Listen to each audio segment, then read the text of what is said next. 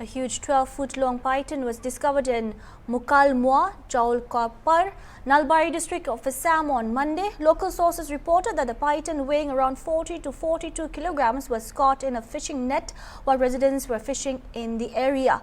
The discovery was made in Pakrikuchi village. Jaulkapar residents mentioned that a python had been spotted in the area about 20 days prior.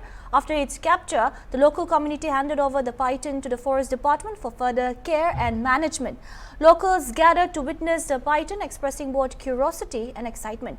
This is certainly a moment of positive interest for animal lovers.